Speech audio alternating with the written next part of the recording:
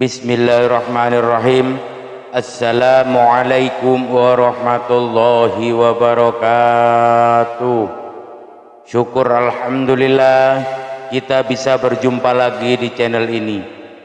Salawat dan salam selalu dan tetap tercurahkan kepada junjungan kita Nabi besar Muhammad sallallahu alaihi wasallam. Allahumma sholli ala sayyidina Muhammad wa ala ali sayyidina Muhammad.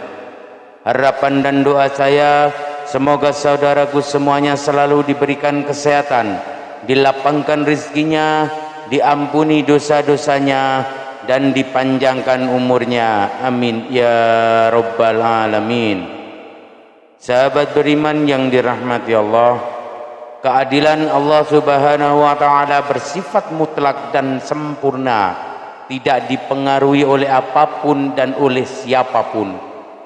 Segala yang Allah ciptakan mempunyai kelebihan dan kekurangan.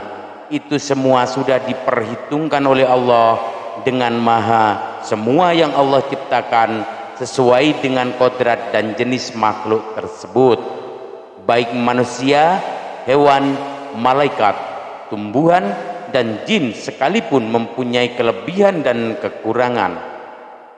Setan yang ingkar kepada Allah subhanahu wa ta'ala menjadi makhluk yang menyesatkan, dan tipu daya mereka akan terus dilakukan dengan tujuan menjerumuskan manusia ke lembah kemaksiatan. Makhluk ini digambarkan memiliki kekuatan yang besar untuk mengembangkan keimanan seseorang. Dikisahkan bahwa setiap hari mereka mengirim pasukan untuk menggoda manusia agar berbuat kejahatan. Meski terlihat begitu kuat, namun hakikatnya setan dan tipu dayanya bersifat lemah. Hal ini disebutkan dalam Al-Quran dan hadis-hadis yang diriwayatkan Nabi Muhammad SAW. Dengan mengetahui kelemahan ini, manusia diharapkan bisa menjauhkan dari godaan setan dan jin. Berikut 6 hal yang dapat melemahkan setan dan jin. Yang pertama, orang-orang soleh yang beriman kepada Allah. Hal ini dijelaskan dalam Al-Quran, dan ketika setan berdialog dengan Allah subhanahu wa ta'ala, yang artinya iblis berkata, "Ya Tuhanku, oleh sebab itu engkau telah memutuskan bahwa secara pasti aku akan menjadikan mereka memandang baik perbuatan maksiat di muka bumi, dan pasti aku akan menyesatkan mereka semuanya, kecuali hamba-hamba engkau yang makhlis di antara mereka." Quran surah Al-Hijr ayat 39 dan 40. Ahli tafsir mengatakan bahwa ayat tersebut menerangkan setan itu dapat menguasai manusia karena dosa-dosa yang dilakukan. Namun ketika manusia melakukan hal-hal yang baik dan beramal soleh, maka mereka akan takut dan dengan sendirinya meninggalkan mereka. Yang kedua, keteguhan iman Umar bin Khattab. Setan dan jin juga sangat takut dengan salah satu sahabat, yaitu Umar bin Khattab radhiyallahu anhu. Di dalam sebuah riwayat dijelaskan bahwa jika setan dan jin berjalan dan harus berpapasan dengan Umar, maka mereka memilih jalan lain. Mereka tidak berani jika harus berhadapan dengan Umar bin Khattab radhiyallahu anhu. Hal ini disebabkan karena Umar betul-betul memegang ajaran agamanya dengan benar, serta menancapkan keimanannya dengan tangguh. Hal ini membuat setan ketakutan dan membuat mereka lari.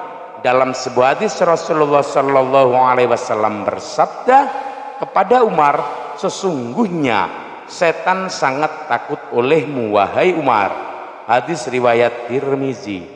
Ternyata tidak hanya kepada Umar saja, golongan ini juga takut dengan orang-orang yang beriman dan betul-betul menjaga keimanannya. Dalam Al-Bidayah wan Nihayah, Ibnu Katsir telah mengutip sebuah hadis ini sesungguhnya orang mukmin akan dapat mengalahkan setannya sebagaimana salah seorang dari kalian yang dapat mengendalikan entahnya ketika berpergian. Hadis riwayat Ahmad. Bahkan jin kafir yang menyertai manusia bisa masuk Islam jika manusia yang diikuti memperteguh keimanannya. Hal ini sebagaimana disebutkan dalam sebuah hadis riwayat Imam Muslim berikut ini, yang artinya Rasulullah Shallallahu Alaihi Wasallam bersabda, tidak ada seorang pun kecuali ia disertai oleh seorang qarin penyerta dari jin dan seorang qarin penyerta dari malaikat. Para sahabat bertanya, apakah termasuk Anda juga wahai Rasulullah? Beliau menjawab, ya, termasuk saya, hanya saja Allah menolong saya sehingga jin itu masuk Islam dan tidak pernah menyuruh saya kecuali untuk kebaikan. Hadis riwayat Muslim. Yang ketiga, jin atau setan tidak dapat menyerupai Rasulullah Shallallahu Alaihi Wasallam. Kelemahan setan dan jin lainnya adalah tidak dapat menyerupai rupa Rasulullah Shallallahu Alaihi Wasallam, sehingga jika seseorang bermimpi bertemu dengan Rasulullah Shallallahu Alaihi Wasallam dan memiliki ciri-ciri sesuai dengan literatur yang menggambarkan Nabi Allah ini, maka hal itu benar-benar Rasulullah. Dalam hadis sahih dikatakan, yang artinya Rasulullah Shallallahu Alaihi Wasallam bersabda, barang siapa yang bermimpi melihat aku, maka dia sungguh telah melihatku, karena setan tidak dapat menyerupaiku. Hadis riwayat Muslim. Yang keempat, tidak bisa melewati batas langit. Setan dan jin memang bisa bergerak cepat dan terbang layaknya malaikat, namun mereka tidak akan bisa menembus batas langit tertentu yang bisa dilewati oleh malaikat. Jika dipaksa melewati batas yang ditentukan, maka mereka akan hancur dan mati. Setan dan jin tidak dapat mengetahui dan mencuri informasi dari langit, sehingga apa yang dibisikkan ke tukang-tukang ramal dan dukun adalah kebohongan semata. Yang kelima, pintu yang ditutup dengan menyebut nama Allah. Setan dan jin juga tidak bisa memasuki pintu yang ditutup dengan menyebut nama-nama Allah. Dalam sebuah hadis Rasulullah Shallallahu Alaihi Wasallam bersabda, yang artinya, tutuplah pintu-pintu dan sebutlah nama Allah ketika menutupnya, karena setan tidak akan membuka pintu yang sudah terkunci dengan menyebut nama Allah.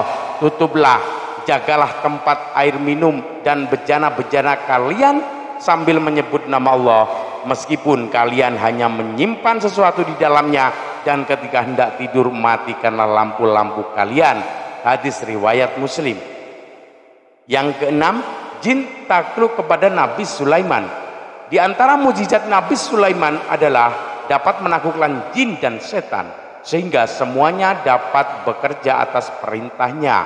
Hal ini sebagaimana ditegaskan dalam Al-Quran berikut ini.